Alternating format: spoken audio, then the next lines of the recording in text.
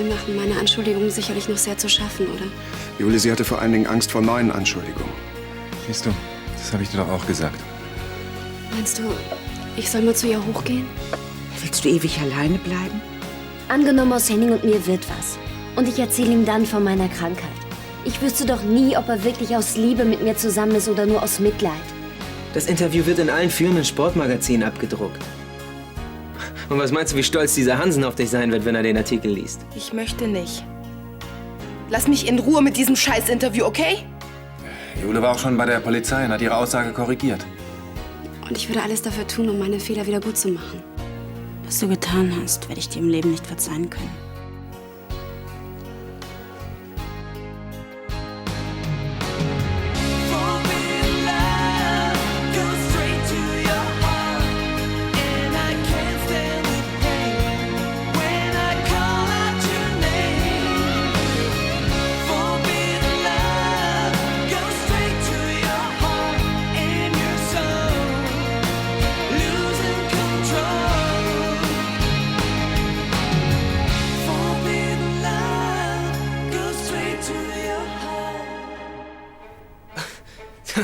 Was ist denn mit dir los?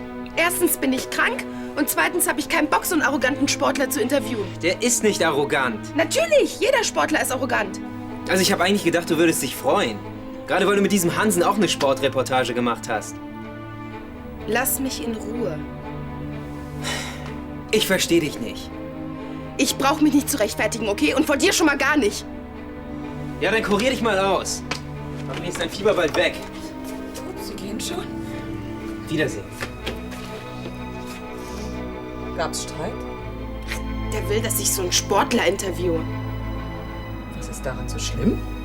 Elisabeth, ich bin krank. Und außerdem möchte ich meine Ruhe haben. Dachtest du, diese ganze Sache ist mit einer Entschuldigung einfach so vergessen? Isabel, bitte. Es ist mir wirklich ernst. Ich war so mit mir selber und mit dem Kind beschäftigt. Ich weiß, wie sehr du gelitten hast, Jule. Deswegen habe ich auch alles getan, um dir zu helfen. Du hast ja recht. Aber bis gestern konnte ich mich an überhaupt nichts Und deswegen erinnern. hast du einfach mich beschuldigt, für den Tod eures Kindes verantwortlich zu sein. Du bist meine beste Freundin. Jule, als es darauf ankam, hast du mir kein Stück vertraut. Als ob ich mir diesen Dieb nur ausgedacht hätte, um meine Schuld zu vertuschen. Es war keine Absicht. Aber eine Anschuldigung. Und dann bist du auch noch zur Polizei gegangen und hast hinter meinem Rücken gegen mich ausgesagt. Toll. Für mich ist unsere Freundschaft beendet.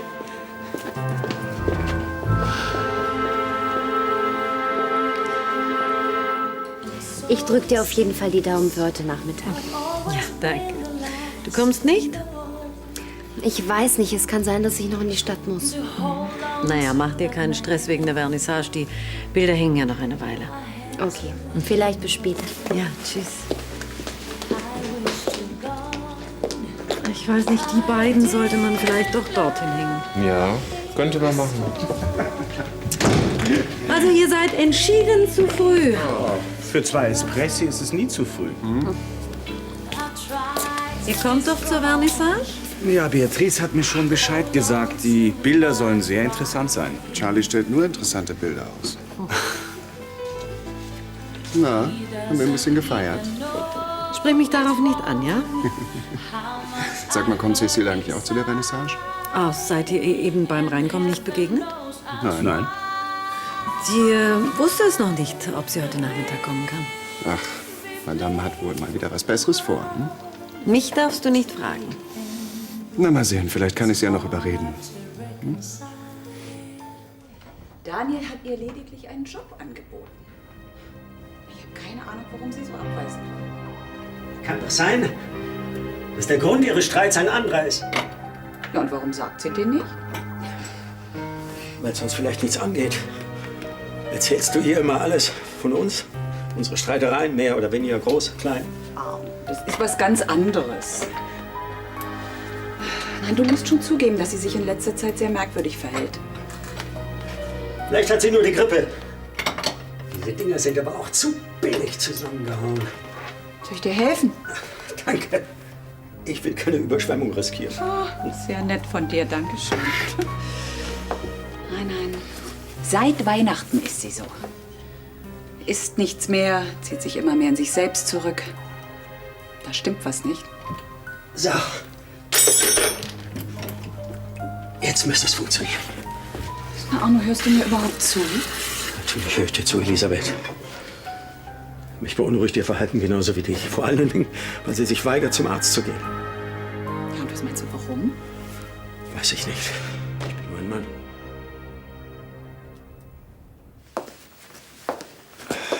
Du kannst doch Isabel jetzt nicht böse sein. Habe ich irgendwas gesagt? Das sehe ich dir doch an. Ich muss nur an Eben denken, das ist alles. Stressiger Tag. Wie läuft's denn mit deinem Auftrag für Beinbach? Würdest du mich das bitte nochmal fragen, wenn die Bilder aus Moskau zurück sind? Isabel will nichts mehr mit mir zu tun haben. Ich wollte mich vorhin bei ihr entschuldigen. Hast du dabei? Irgendwie kann ich Isabel auch verstehen. Meinst du etwa ich nicht? Was soll ich denn tun? Ich konnte mich nicht an den Unfall erinnern. Wieso? Hast du Isabel denn nicht geglaubt, dass da noch ein zweiter Wagen war? Hm? Ach, du wärst doch bestimmt auch misstrauisch geworden, weil es keine Beweise für den zweiten Wagen gibt. Und auch weil die Staatsanwaltschaft gegen sie ermittelt. Nein. Aber Also so kommen wir auch nicht weiter. Eben. Wart's doch einfach mal ab. Ich meine, Isabel ist doch eigentlich ein ganz versöhnlicher Mensch.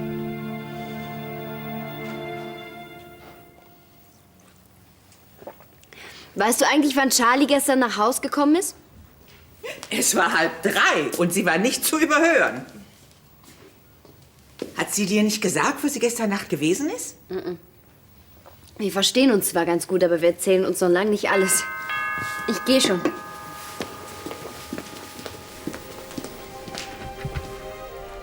Henning, Hallo. Dies ist kein Überfall. du bist gut. Danke. Darf ich kurz reinkommen? Ja, Ich wollte dich eigentlich nur schnell fragen, ob du heute Nachmittag schon was vorhast. möchtest du wieder Schlittschuh laufen? Antwortest du immer mit einer Gegenfrage? Falls du auf Charlies Vernissage anspielst, ich weiß noch nicht, ob ich kommen kann. Was gibt's denn so Aufregendes, wenn ich fragen darf? Fragen darfst du. Spannend. Soll ich lieber raten? Ich habe einen Termin, den ich eigentlich nicht absagen möchte. Vielleicht überlegst du es dir noch mal. Ich würde mich freuen. Versprechen kann ich's dir nicht. Enttäusch mich nicht. Abwarten.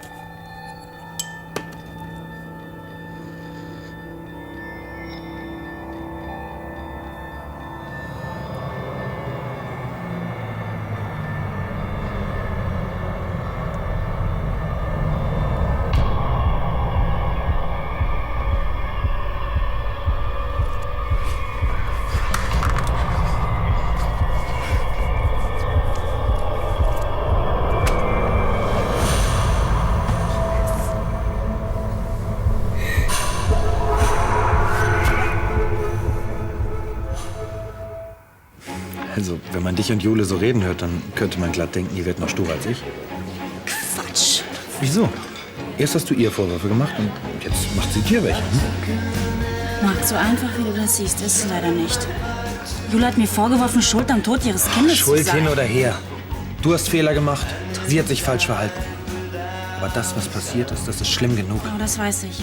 Ah, wenn du das weißt, dann hört doch einfach mal auf, euch gegenseitig Vorwürfe zu Es machen. ist einfach zu viel passiert zwischen uns.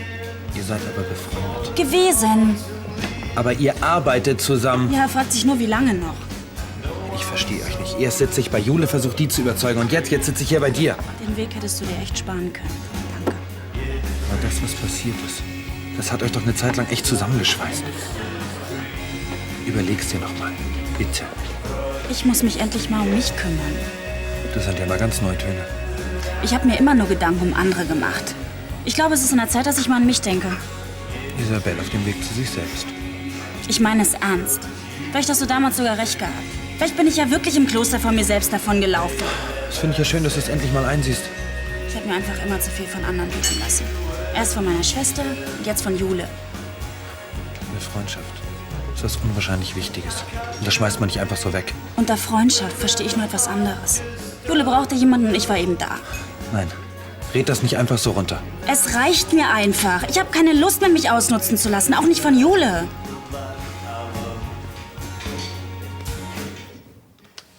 Anni, hast du den Mantel schon aus der Reinigung geholt? Der hängt seit Tagen in deinem Schrank.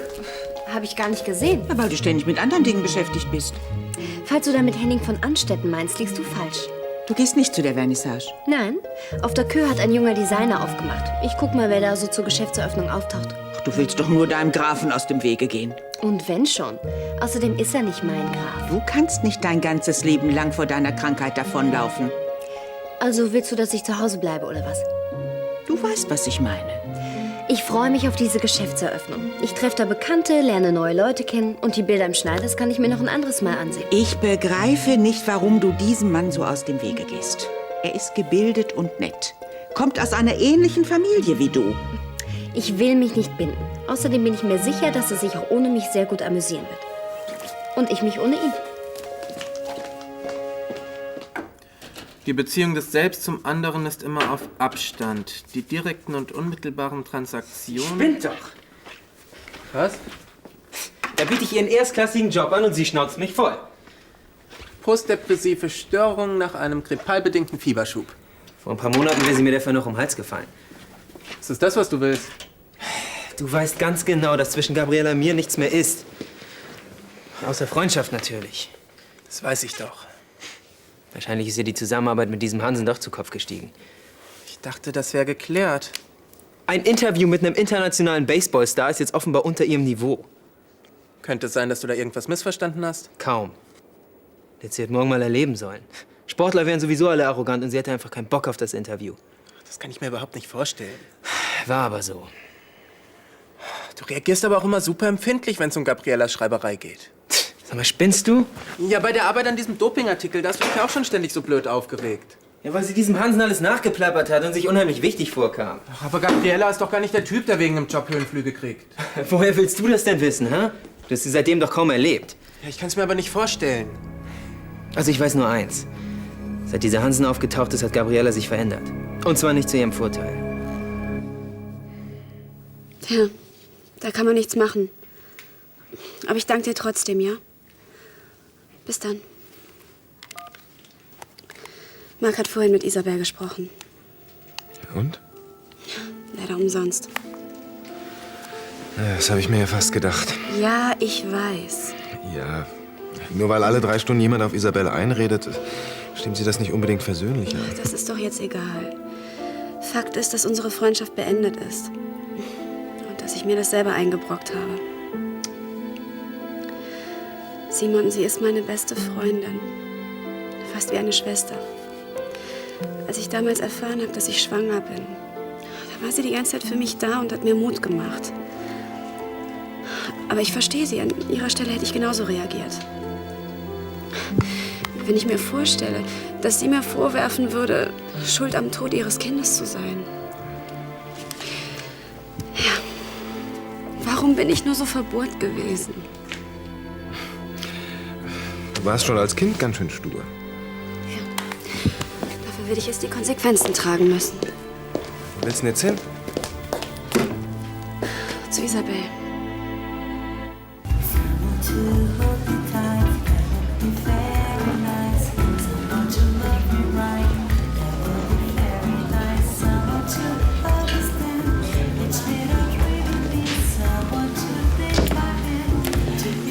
Darf ich vorstellen, Herr und Frau von Beinbach, Marie Beinbach, der Künstler Georg Wolf. Hallo. Angenehm. Ich freue mich, Sie kennenzulernen. Sie haben wirklich sehr interessante Bilder. Oh, vielen Dank. Herr von Beinbach ist gerade im Begriff, seine private Gemäldesammlung nach Moskau zu schicken. Ja, das Kandinsky-Museum macht eine Ausstellung. Kunst des 20. Jahrhunderts. Na, habt ihr schon reichlich Bilder gekauft? Wir wollen nichts überstürzen. Wir sind doch nicht auf dem Markt. Ich habe für sowas im Moment kein Geld. Was mich interessieren würde, ist... Und sonst? Wie geht's dir? Eigentlich ganz gut. Ich habe ziemlich viel zu tun. Meine 2 Newcomer-Bands sind zwar toll, aber sie rauben mir den letzten Nerv. Und privat? Kein Kommentar. Und bei dir? Kein Kommentar? Sagen wir mal so, es geht mir nicht schlecht. Erwartest du noch jemanden? Nein, eigentlich nicht. Nochmal das Gleiche? Ach, lieber ein Wasser. Was darf ich euch bringen?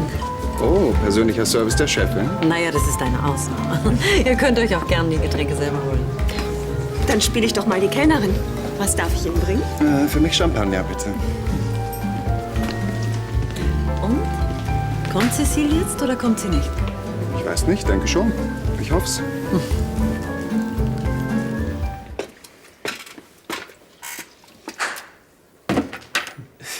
Hör auf, an deinen Haaren rumzuzuppeln, du bist schön genug. Erstens muss ich gleich auf eine Vernissage meiner Tante, zweitens haben Tom und ich heute Jahrestag und drittens waren deine Bemerkungen auch schon mal besser. Was erwartest du von jemandem, der schon morgens von seiner Ex-Freundin attackiert wird? Das scheint dich ja immer noch ganz schön zu beschäftigen. Gabriela und ich haben uns in letzter Zeit eigentlich gut verstanden. Ist doch klar, dass es mich da wundert, wenn sie mich plötzlich so anfährt. Hi. Hi. Ich dachte, du bist krank. Ach, geht schon wieder. Naja, du siehst aber noch ganz schön blass aus. Solltest dich lieber wieder ins Bett legen. Wir sehen uns später, ja? Ja. Und gute Besserung. Danke. Tschüss. Ciao. Was machst du denn hier? Ich dachte, du hast Fieber. Ich musste mal ein bisschen an die frische Luft, sonst werde ich noch wahnsinnig. Und außerdem wollte ich mich bei dir entschuldigen. Hättest du auch anrufen können. Bist du mir immer noch böse? Ich verstehe nur nicht, warum du das Interview nicht machen willst. Ja, das war mir einfach alles zu viel. Und außerdem war ich krank. Und dann ist dann immer so heiß und so kalt. Und man kommt total durcheinander. Ja, das Gefühl hatte ich auch. Und wie geht's dir jetzt? Besser. Ich habe so ein Antigrippe-Zeugs genommen. Das wirkt Wunder. Tut mir leid, dass ihr hier meinetwegen so viel Stress hattet, aber ich musste ein paar persönliche Dinge klären, die nicht anders. Und bist du jetzt wieder voll dabei? Isabel, kann ich kurz mit dir sprechen? Wir reden später weiter, ja? Ja, klar. Was gibt's denn? Ich akzeptiere deine Entscheidung natürlich. Obwohl ich es sehr schade finde, dass somit unsere Freundschaft zu Ende ist. Typisch. Wieso typisch? Aus deinem Mund klingt das schon wieder wie ein Vorwurf. Als ob ich daran Schuld habe, dass es so gekommen ist. Wenn ich dich richtig verstanden habe, möchtest du mich doch nicht mehr sehen. Weil du mir nicht vertraut hast und mir noch in den Rücken gefallen bist. Isabel, ich weiß, dass ich einen Fehler gemacht habe, den ich nicht wieder gut machen kann. Auch wenn ich es mir noch so sehr wünsche. Aber ich wollte auch noch über etwas anderes mit dir sprechen. Was den Laden hier angeht, Darüber habe ich mir auch schon Gedanken gemacht. Wir können das nur jetzt nicht mehr zusammenführen. Wir laufen uns hier ständig über den Weg und das geht ja wohl nicht. Allerdings. Die Voraussetzung für eine Zusammenarbeit ist nicht mehr gegeben. Ein gescheitertes Projekt mehr.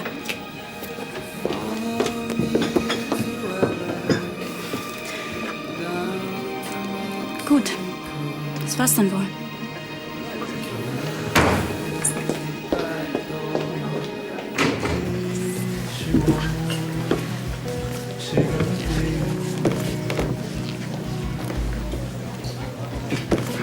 Ich denke, dass diese Art von Kunst auch bald akzeptiert wird, aber es dauert einfach hier noch ein bisschen länger. Und innerhalb der Gegenwartskunst... Hallo. Mein Neffe. Guten Tag. Lieb, dass du deinen freien Tag opferst, um mir in diesem Tumult ein bisschen zu helfen. Eigentlich bin ich nur hergekommen, weil es bei dir immer so leckeres Essen umsonst gibt. Die Abendstütte. Das Buffet ist da. Gesichte. Und was macht deine bessere Hälfte? Der kümmert sich mal wieder um die kranke Bevölkerung. Das ist wirklich eine tolle Ausstellung. Ja? Marie möchte gleich 3 Bilder kaufen. Nur zu. Vielleicht kann ich ja Martin überreden. Ja, ich denke schon. Er ist auch ziemlich begeistert, zumindest von 2 Bildern. Dann probier's doch einfach mal. Bis dann. Tust nichts. Du bist und bleibst ein Banause. Na, euer Umgang ist ja wieder ganz entspannt. Ja, wir arbeiten dran. Marie wird immer meine große Liebe sein. Aber sie ist und bleibt nun mal meine Schwester. Und Cécile? Charlie. Neugierde ist Teil meines Berufserfolgs. Mhm. Ich bin jedenfalls... Entschuldige. Cécile? Galerie Schneiders? Ich bin's, Cécile. Ja, wo bleibst du? Wir vermissen dich schon alle, besonders Charlie. Es tut mir leid, aber ich schaff's nicht. Das ist nicht dein Ernst. Hier sind lauter interessante Leute. Nein, wirklich, Henning, es geht nicht. Also gut, aber ich sagte, du verpasst was. Nicht böse sein. Und grüß Charlie von mir. Mach ich. Tschüss. Okay, tschüss. Hm. Frauen. Bitte. Früchtetee. Zucker? Wie lange kennen wir uns schon? Okay. Danke. Aber Menschen können sich ja ändern. Was willst du damit sagen? Nichts. Ich habe mich halt nur gewundert, dass du den Artikel nicht machen willst. Ja, das kann ich auch verstehen. Aber wie gesagt, ich hatte halt Grippe und ich hatte echt keine Zeit. Keine Zeit für ein Interview. Schon, weil so ein Interview, darauf muss man sich ja vorbereiten. Und man kann sich nicht einfach die Fragen aus den Ärmel schütteln. Das ist mir schon klar. Euer Dopingartikel hat sich auch nicht von selbst geschrieben. Ich möchte einfach nicht, okay? Ist ja schon gut. Und außerdem fängt bald die Uni an und mein Job bei On Media. Das ist natürlich ein Grund. Irgendwie siehst du anders aus heute. Wie kommst du denn darauf? Deine Klamotten irgendwie lässig. Naja, man kann sich ja nicht jeden Tag einen Kopf machen, was man so anzieht, oder? Irgendwie bist du merkwürdig in letzter Zeit. Ach, Quatsch. Gabriella, was ist los mit dir?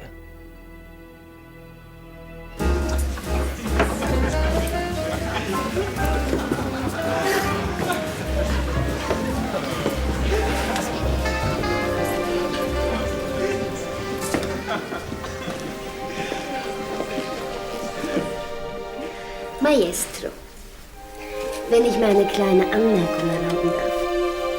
Wenn Sie die Hände etwas anders hielten, klänge es vielleicht harmonischer.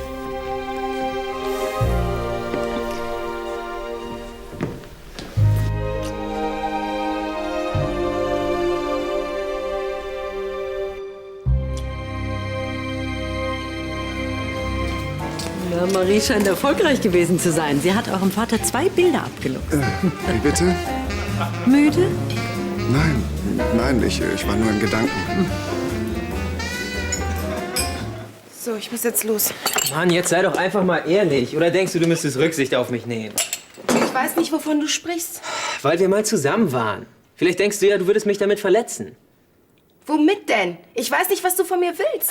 Es macht mir nichts aus. Ich gönne es dir sogar. Ich habe echt keine Ahnung, was du von mir willst. Hansen, du hast dich in ihn verliebt.